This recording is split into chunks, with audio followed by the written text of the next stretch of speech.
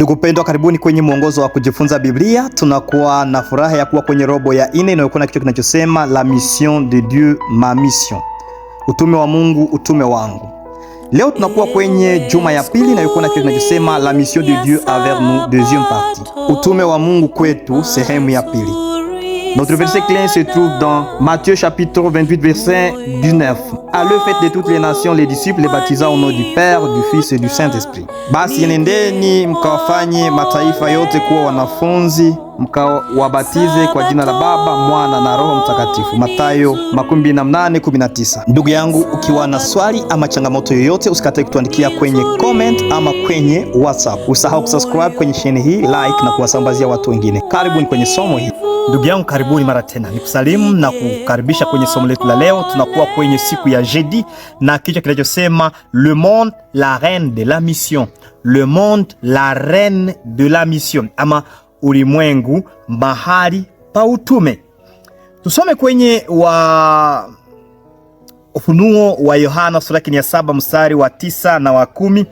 Apocalypse 7, 9 et 10 dit: Après cela, j'ai regardé et voici qu'il y avait une grande foule que personne ne pouvait compter, de toute nation, de toute tribu, de tout peuple, de toute langue. Ils se tenaient devant le trône et devant l'agneau, revêtus de robes blanches et des palmes dans leurs mains.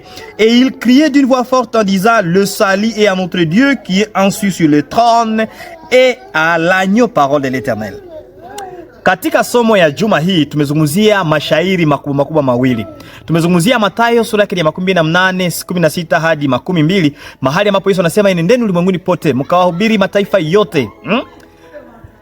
Na mahali pengine ni kwenye Ufunuo sura ya 14:6-7, ujumbe wa malaika watatu, ambao pia lengo ni kwenda hubiri katika dunia yote, kwenye mataifa yote, makabila yote, bila ubaguzi wowote wa rangi yoyote. Hivi basi tunaweza kujua kwamba ulimwengu ndiyo shamba, mahali ambapo tunaitwa kupeleka ujumbe wa utume, habari njema ya Yesu Kristo, injili ya uokovu. Hapa kwa Kifaransa kunasema nous n'avons que seul modèle à imiter et c'est Christ. Si nous acceptons la vérité telle qu'elle est en Jésus-Christ, le préjugé national et les jalousies seront brisés et l'esprit de vérité unira nos cœurs à un seul. Quand Jésus dit vous serez mes témoins en Acte 1:8, il avait 3 zones géographiques différentes à l'esprit. Zone 1, wakati Yesu, kwa sababu yeye ndiye lazima tumuige yeye Yesu Kristo, tukimuiga vile hitilafu tofauti zinazokuwa kati yetu na watu wa rangi nyingine na makabila zingine zitakwisha. Alipozungumza kwenye Matendo ya Mitume 1:8 anasema enendeni ulimwenguni pote. Kwenye Matendo ya Mitume 1:9 akisema nanyi mtakapopokea Roho Mtakatifu mtajazwa na nguvu na mtakuwa mashahidi katika Yerusalema, Yudea, Samaria na mpaka mwisho wa dunia. Alikuwa na mazoni 3 ama masehemu 3 makubwa. Ya kwanza iliyokuwa kichwani mwake alisema mtakuwa mashuhuda wangu katika Yerusalemu. Hapo wakati Yesu alikuwa anazungumzia walikuwa karibu na Yerusalemu. Kwa maneno mengine, Yesu anataka mimi na wewe tuanze kwanza mahubiri mahali tunapokuwa karibu, kwenye jamaa zetu. Ahubiri watu wa jamaa, wale ambao unashinda nao wahubiri, wale mashirani wahubiri pia. Jambo la pili alisema katika Yudea na Samaria. Donc notre mission implique aussi ceux qui sont à quelque sorte proches mais au même moment éloignés de nous.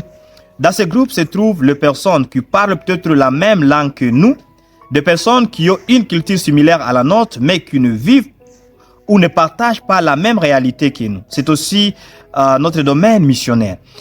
Samaria hapa Yudea, Samaria wanalinganishwa na watu ambao wanaweza kuwa hawako karibu nasi, wanakuwa mbali kidogo, lakini wanaelewa lugha yetu, wanaweza kuwa wa mila yetu. Wao pia tuwaendee, tuvuke mipaka, tuwaendee.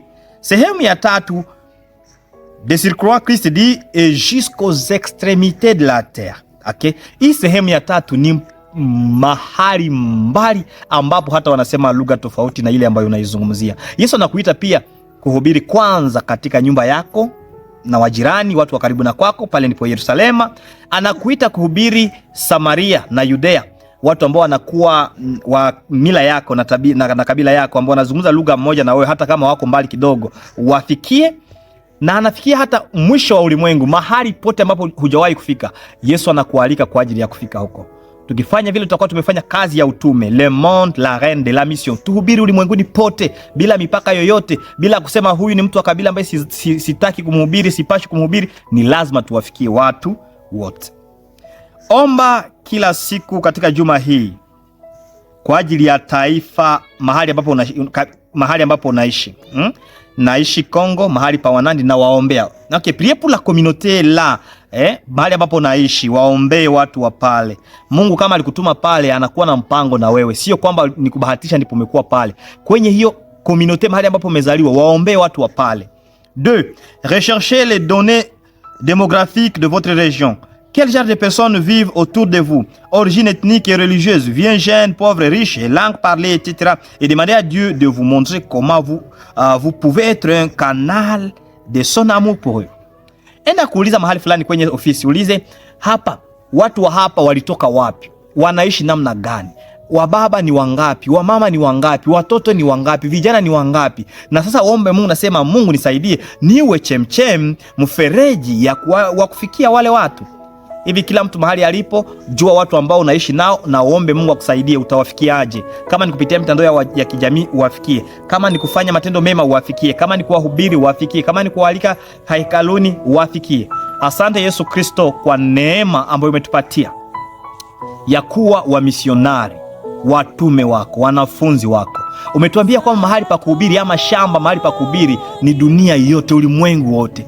Utusamehe kwa muda wote ambao tulikuwa wavivu kutosonga mbele na kazi. Tunapenda tuhubiri katika jamaa zetu, tunapenda tuhubiri katika community zetu, na tunapenda hata tuvuke mahali ambapo wanasema lugha tofauti na zetu.